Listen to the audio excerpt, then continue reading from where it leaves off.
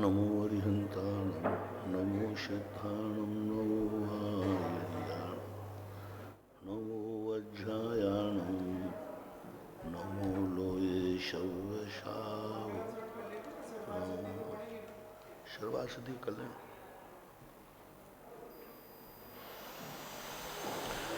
शुरू से ले लो, पहले अध्याय से।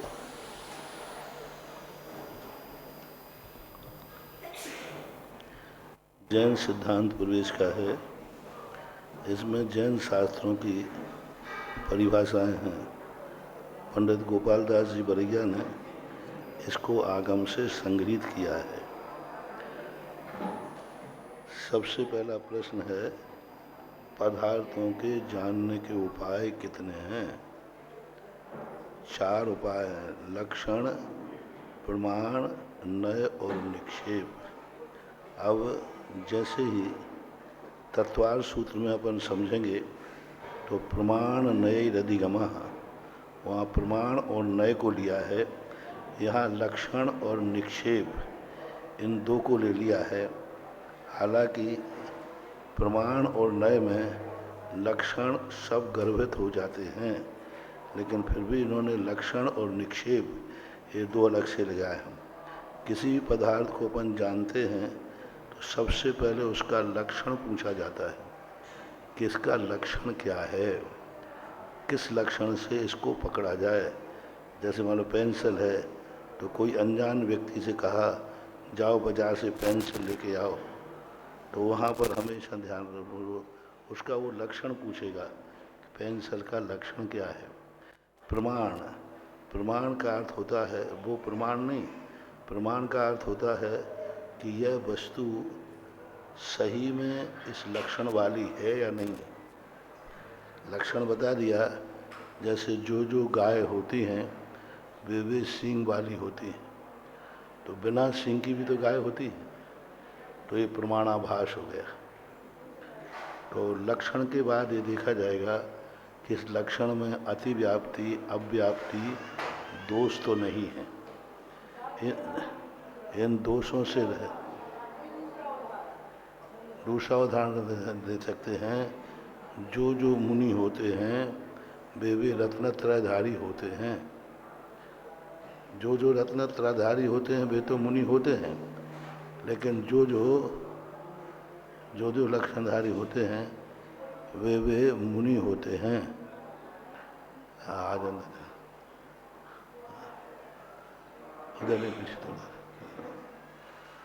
जो मुनि होते हैं वे रत्नत्रयधारी होते हैं। अब ये प्रमाण की लक्षण तो बना दिया, लेकिन प्रमाणिक नहीं है, क्योंकि मुनि जो होते हैं वे रत्नत्रयधारी होते हैं, ऐसा कोई नियम नहीं है। लेकिन जो रत्नत्रयधारी होते हैं वे, तो ये प्रमाण सही है, ये प्रमाण माना जाएगा। तो लक्षण बनने के बाद ये देखना चाहिए कि ये लक्षण घटित होता है या नहीं।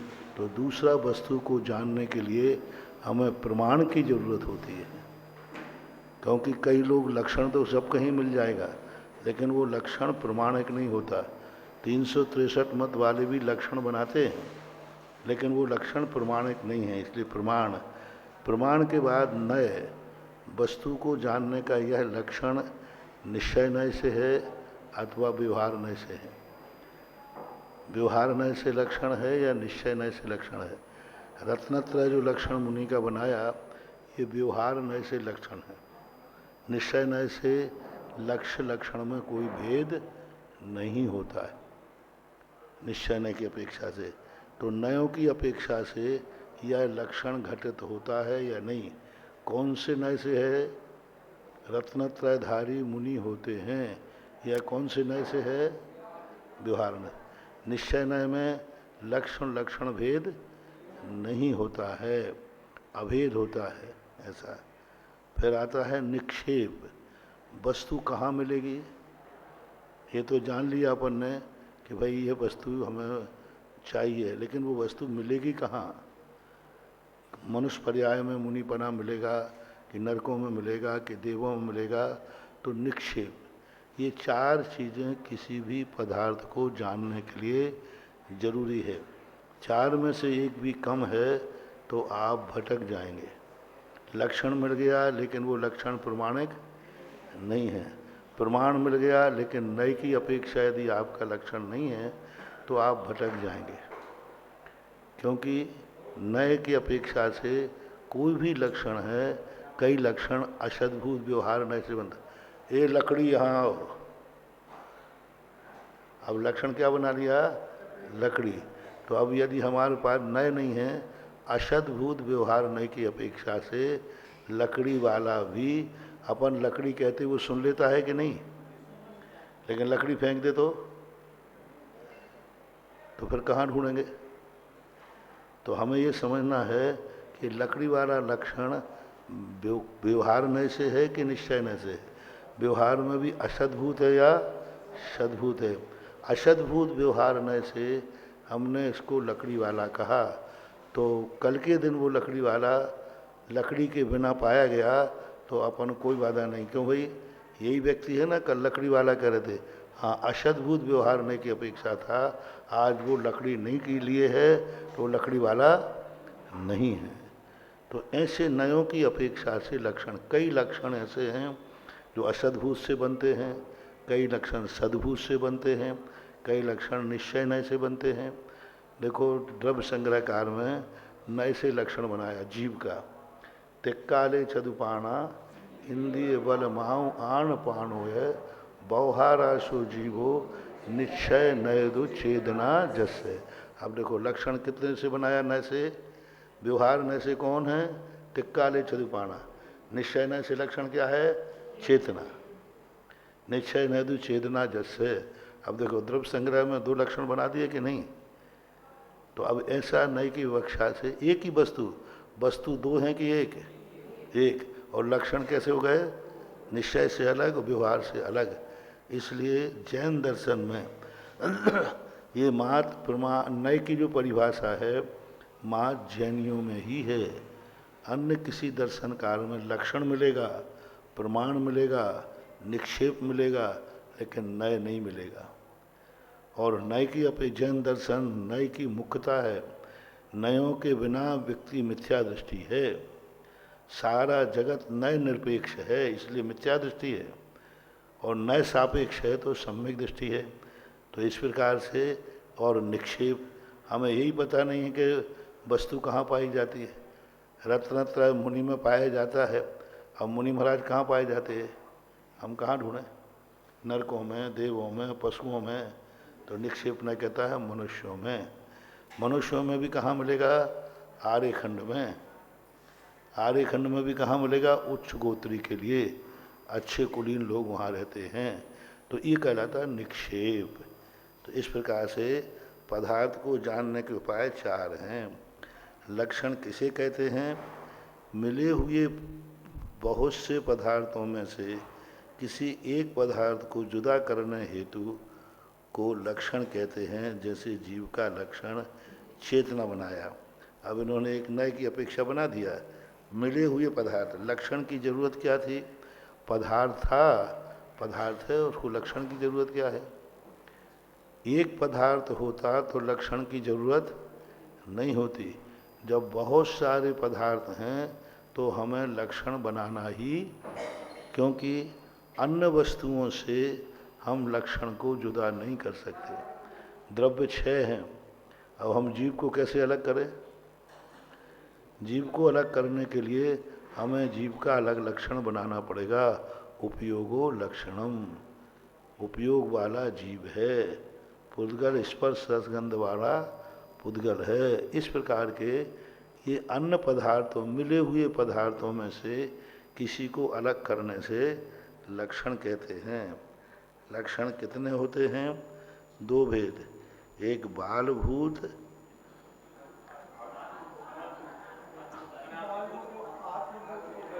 हाँ आत्मभूत होना चाहिए।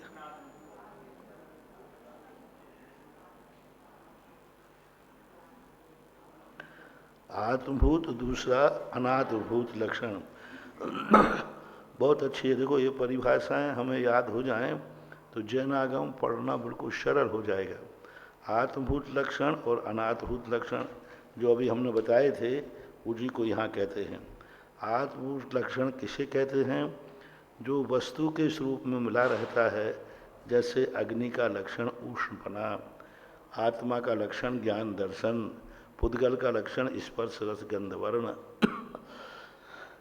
ये क्या है? आत्मभूत लक्षण, क्योंकि वस्तु से कभी अलग नहीं होते। अनात्मभूत कैसे हैं?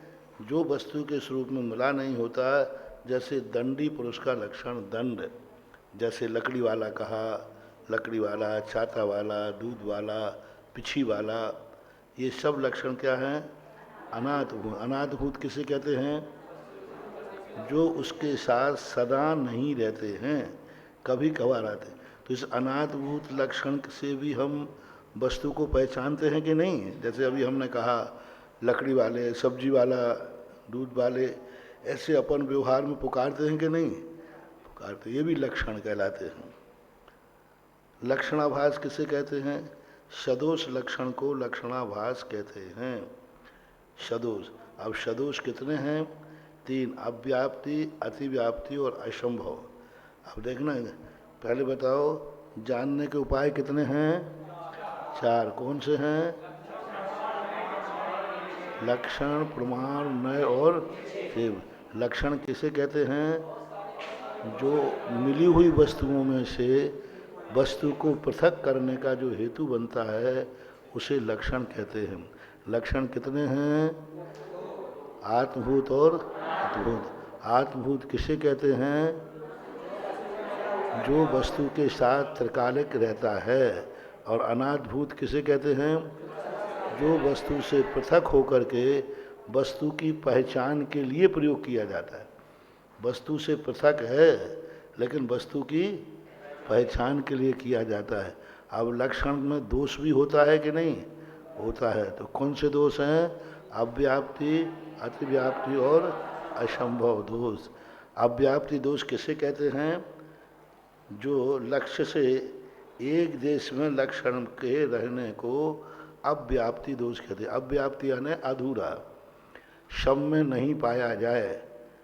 जैसे अभी हमने कहा, जो जो मुनि होते हैं वे वे रत्नत्रयधारी होते हैं, तो अव्याप्ति दोष हो गया, क्योंकि संपूर्ण मुनियों में नहीं पाया जा रहा है। ऐसे किसी में लक्षण नहीं, ऐसा लक्षण जो अपने लक्ष्य में पूर्णतः न पाया जाए। जैसे कहा, सींग वाली गाय होती हैं, सींग वाला पशु होता है। पशु जो होते हैं वो कैसे होते हैं? सींग वाले। तो ये कौन सा दोष आ गया? अब क्योंकि सारे पशुओं में सींग पाए जाए ये कोई नियम नहीं है। तो अव्याप्ति का अर्थ क्या? लक्ष्य में जो पूर्णता न पाया जाए। जिस पदार्थ को हम जानना चाहते हैं उस पदार्थ में संपूर्णता नहीं पाया जाता। जो जो हरी होती है वो पेंसिल होती है। इसमें 2 दोष आ गए। अव्याप्ति तो है ही, अतिव्याप्ति, क्योंकि हरी चीज विपक्ष भी में हो सकती है। तो ऐसे अव्याप्ति लक्षण कहलाता है। जो संपूर्णतः पूरे लक्ष्य में नहीं पाया जाता है उसे अव्याप्ति कहते हैं। लक्ष्य के एक देश में रहने को, ठीक है, संपूर्ण में नहीं पाया जाना अथवा एक देश में पाया जाना। पाया तो जाता है, पाया नहीं जाए वो तो असंभव हो गया। लेकिन यहाँ क्या कह रहे हैं? पाया तो जाएगा लेकिन वो संपूर्ण में नहीं पाया जाएगा, ऐसा। अतिव्याप्ति दोष किसे कहते हैं? लक्ष्य और अलक्ष्य में लक्षण रहने को अतिव्याप्ति दोष कहते हैं। अभी अतिव्याप्ति दोष क्या है? अलक्ष्य, जो हमारा लक्ष्य ही नहीं था उसमें सींग वाली गाय होती है। तो हिरण भी तो सींग वाले होते हैं। विपक्ष में चला गया कि नहीं? तो विपक्ष में भी जा रहा है लेकिन लक्ष्य में भी है। लक्ष्य में भी जा रहा है और विपक्ष में तो विपक्ष में भी जा रहा है।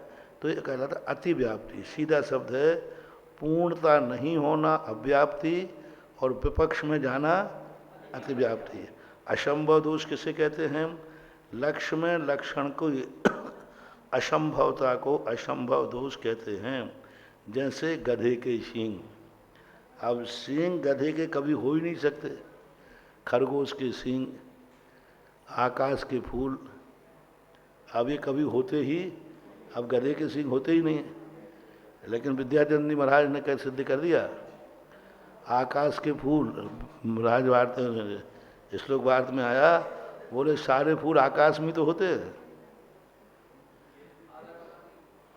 आकाश में तो लहराते रहते हैं, लेकिन वो नहीं माना जाएगा, ये असंभव दोष कहलाते हैं। इस प्रकार से यह दोष मानना चाहिए।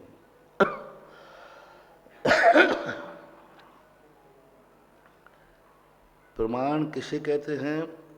सच्चे ज्ञान को प्रमाण कहते हैं, सच्चे ज्ञान को प्रमाण कहते हैं। अब प्रमाण के यहाँ दो भेद हैं, एक तो प्रमाण जानने का उपाय, प्रमाण एक जानने का उपाय है, और जाने हुए को प्रमाण कहते हैं। प्रमाण किसे कहते हैं? प्रमाण ज्ञान, सम्यक ज्ञानम प्रमाणम। तो सम्यक ज्ञान कब है? वो जो प्रमाण और नयों के द्वारा जाना जाए, प्रमाण और नय के द्वारा जाना जाए, जब वो प्रमाण ज्ञान है। तो प्रमाण एक, तो प्रमाण तो जानने वाला है, प्रमाण और सम्यक ज्ञान को प्रमाण कहते हैं। तो जब सम्यक ज्ञान कब होगा? जब प्रमाण से जानेंगे, और प्रमाण से जानेंगे तब वो सम्यक ज्ञान होगा। तो ये दोनों प्रमाण अलग अलग हैं। प्रमाण और नयों से पदार्थ को जानो, और इन दोनों से जानोगे तब वो सम्यक ज्ञान प्रमाण कहलाएगा। यहाँ कौन सा प्रमाण दे रहे हैं? जानने वाले को प्रमाण। अब वो प्रमाण कौन सा है? फल और साधन एक कर दिया ना, साध, सम्यक ज्ञान को प्रमाण कहा, और सम्यक ज्ञान कब है? जो प्रमाण और नय से जाना जाए। अब प्रमाण से जानने वाला सम्यक ज्ञान है, और प्रमाण से जानना है। सम्यक ज्ञान को सम्यक ज्ञान से कैसे जाने? तो दोनों प्रमाणों में अंतर है। वह प्रमाण जो है वह व्यवहार रूप से प्रमाण शब्द होंगे, शकलादेशी प्रमाणम। सकल को, संपूर्ण को ग्रहण करने वाला जो प्रमाण है, यह साधन रूप है। संपूर्ण को और एक देश दोनों तरफ से हम जब जानेंगे तब वो सम्यक ज्ञानम प्रमाणम कहलाएगा। अब यहाँ जो सच्चे ज्ञान को प्रमाण कह दिया, और वहाँ क्या कहा था? सच्चे ज्ञान को प्रमाण कह दिया। ये परिभाषा इनके अनुसार ठीक नहीं है, क्योंकि यहाँ पर जानने का उपाय बता रहे हैं, पदार्थों को जानने का उपाय, उसमें प्रमाण लिया था, प्रमाण और नय। तो प्रमाण और नय को यहाँ शकलादेशी प्रमाणम, ये कथन इनको करना चाहिए था। संपूर्ण का कथन करने वाला प्रमाण है। अब सच्चे ज्ञान से हम जानेंगे तब वो ज्ञान प्रमाण माना जाएगा। वो प्रमाण तो जब जाने तब ना, अभी तो हम जानने का उपाय ढूंढ रहे हैं। इसलिए सर्वार सिद्धिकार ने सच्चे ज्ञान को प्रमाण नहीं कहा, उन्होंने कहा सकल को जानने वाला प्रमाण। न्याय शास्त्रों में प्रमाण की परिभाषा सच्चा ज्ञान नहीं है। जो प्रमाण के द्वारा जाना जाए, ये भेदाभेद पर, भेद और अभेद, संपूर्ण और एक देश को जो जानता है वो प्रमाण कहलाता है। इसलिए यहाँ कहना है सकल को जानने वाला प्रमाण कहलाता है। इन्होंने कह दिया सच्चे ज्ञान को प्रमाण कहते हैं। अब यहाँ सामान्य कथन मान लेना, कोई न्याय शास्त्री होगा तो इसमें बाधा पहुँचा देगा कि सच्चे ज्ञान से तुम पदार्थ को जान रहे हो, तो जानने के बाद प्रमाण है कि साधन से प्रमाण? ये तो जानने का उपाय है। तो जानने के उपाय से आप सच्चे ज्ञान से जानोगे, तो फिर वो सच्चा ज्ञान तो बाद में जानने के बाद होगा कि जानने के पहले होगा? पहले नहीं होगा, बाद में होगा। और बाद में तो नए भी आएंगे, दोनों से जानोगे तब सम्यक ज्ञान होगा। लेकिन उन्होंने ये दे दिया, प्रमाण के कितने भेद हैं? दो भेद। ये ठीक है, सच्चे ज्ञान के दो प्रमाण भेद हैं। सच्चे ज्ञान के दो कितने भेद हैं? आद्य परोक्षम तत्वाद, प्रत्यक्ष और दूसरा परोक्ष कहलाता है। इस प्रकार से ये 14 है ना इतने। हाँ? दो प्रत्यक्ष किसे कहते हैं? जो पदार्थों को स्पष्ट जानता है, जो पदार्थों को स्पष्ट जानता है। ये परिभाषा भी अधूरी है। जो पदार्थों को स्पष्ट बिना किसी आलम्बन के जानता है, इंद्रिय और मन की सहायता के बिना जो पदार्थ को स्पष्ट जानता है उसको प्रत्यक्ष ज्ञान कहते हैं। स्पष्ट जानता है तो इतना नहीं बने, स्पष्ट तो मति शुद्ध ज्ञानी भी, अपन भी इसको स्पष्ट जान रहे हैं, लेकिन इंद्रिय की सहायता से जान रहे हैं।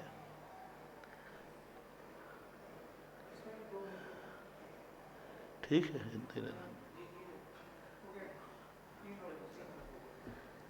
क्योंकि ज़्यादा परिभाषाएं हैं इसलिए इसमें ज़्यादा समय नहीं ले रहे।